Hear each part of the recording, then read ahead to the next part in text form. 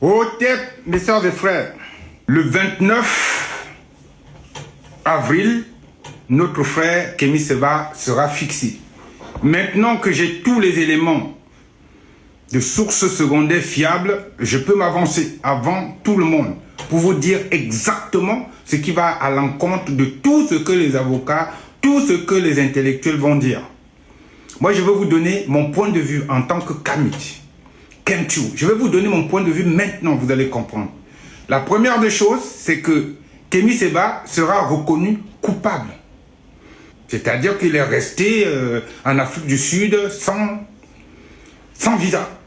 Même si c'est 1 ou 2 jours, c'est une infraction.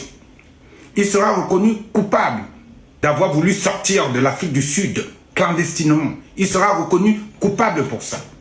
Par contre, la justice sud-africaine peut ne pas lui donner une sanction. Il est coupable, mais il n'y aura pas de sanction. Ça peut être comme ça.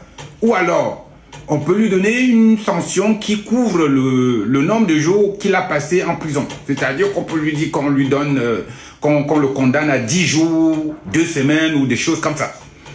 Par contre, sur l'autre pan de l'histoire, l'Afrique du Sud ne peut pas renvoyer Kémy Séba au Bénin, moins de l'attacher avec des fils de fer. Donc c'est une hypothèse à exclure. Je pense que l'Afrique du Sud peut lui laisser le temps de concevoir son dossier de demande de réfugié. Voilà, on peut lui laisser un temps.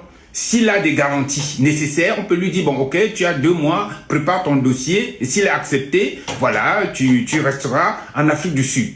L'Afrique du Sud, le gouvernement sud-africain peut aussi demander à Kémy Séba de sortir de l'Afrique du Sud, c'est-à-dire d'aller ailleurs. Pas au Bénin, il peut choisir un autre pays où il peut aller. Voilà comment ça va se passer. Maintenant, pour le fait qu'il ait un passeport diplomatique ou pas, il a son passeport diplomatique, comme l'a bien précisé le ministre nigérien. Il a son passeport diplomatique, mais apparemment, il aurait dépassé le délai. Donc, je ne sais pas comment ça se passe avec les passeports diplomatiques. J'en ai jamais eu un. Mais en tout cas, ça veut dire tout simplement que dans tout ce que je viens vous dire là, il y a juste ce qui m'a choqué. Je redis encore ce qui m'a vraiment choqué. C'est indigne d'un ancien Kemchou. C'est-à-dire de mêler son fils de 18 ans qui s'appelle Konchou à ces histoires. Alors voilà. Maintenant, je vais revenir sur quelque chose d'important. Mes frères et sœurs, vous savez, sur cette terre, chacun a une mission. Je vous répète encore, la meilleure époque du combat de Kémy Séba, la meilleure époque, et de très loin, c'est la tribu K. Même si la tribu K a été interdite, c'était juste comme on interdit toutes les associations extrémistes en France. Il n'y avait pas que ça. C'est la meilleure époque. Il était lui-même. Kémy Séba a perdu le sens. Il a perdu toute sa force vitale. Tout ce qu'il fait maintenant, il erre. La politique, ce n'est pas fait pour Kémy Séba. Je vais vous prendre un exemple. 2, 3 même si vous voulez. Pourquoi Kémy Séba mêle son fils à ça? Fela Anikula Pokuti, le plus grand combattant qu'on ait connu hors politique en Afrique, le plus grand, c'est Fela Kuti. Est-ce que vous avez déjà entendu que Fela Kuti a mêlé Chen Kuti ou Femi Kuti à ces histoires de combat? Non. Qui sont les plus grands défenseurs de leur père aujourd'hui? C'est leur fils. Donc je pense que ce n'est pas une erreur. C'est vraiment l'ego surdimensionné et la nature inférieure de Kémy Séba qui fait qu'il mêle son fils à ces histoires. Il n'a absolument rien à voir à ça.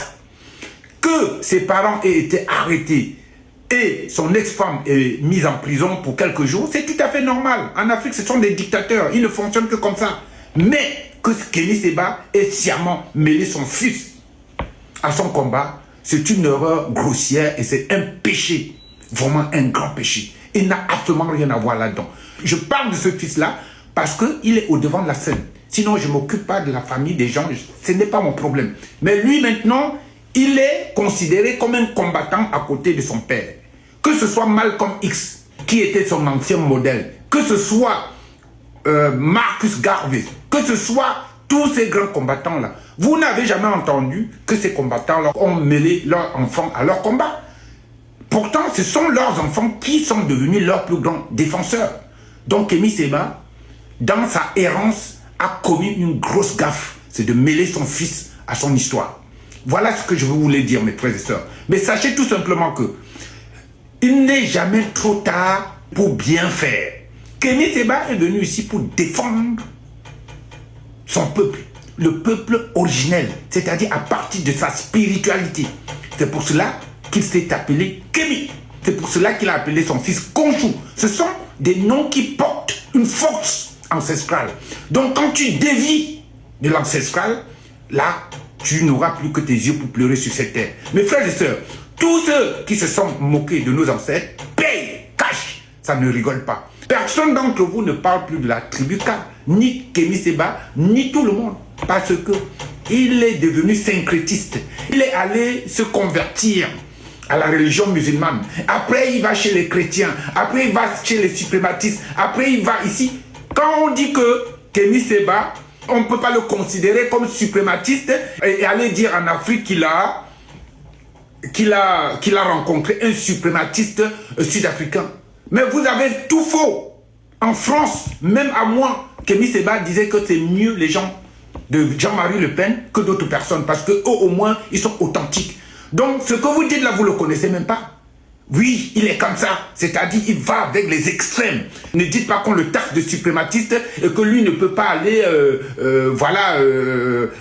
être ami avec des suprématistes blancs. Non, si, c'est ce qu'il fait. Oui, oui. C'est parce que les blancs, à un moment donné, savent qu'il ne peut rien leur apporter. Mais sinon, il est comme ça. Donc, ce que vous dites là, vous ne savez même pas de qui vous parlez. Je vous dis encore une fois, pour ceux qui prétendent connaître Kémy Séba là, que c'est quelqu'un qui a un égo surdimensionné et qu'il n'avait pas amené son fils à ça.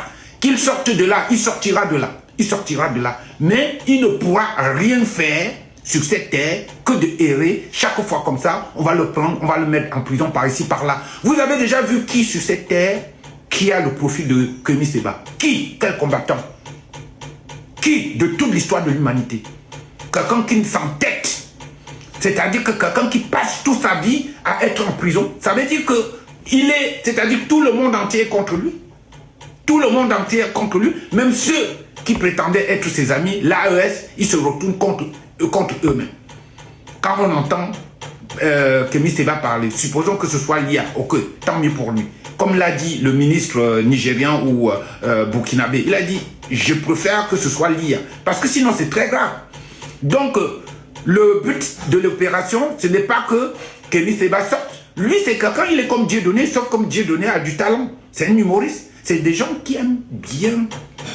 C'est-à-dire, ils aiment la notoriété. C'est-à-dire que Kémy Séba aime la notoriété. Mais la notoriété, ce n'est pas ça qui va faire avancer l'Afrique. Au tête, mes frères et sœurs, c'était Black Jack le Groove. Si vous trouvez que ce que je dis n'est pas correct, contredisez-moi avec des arguments.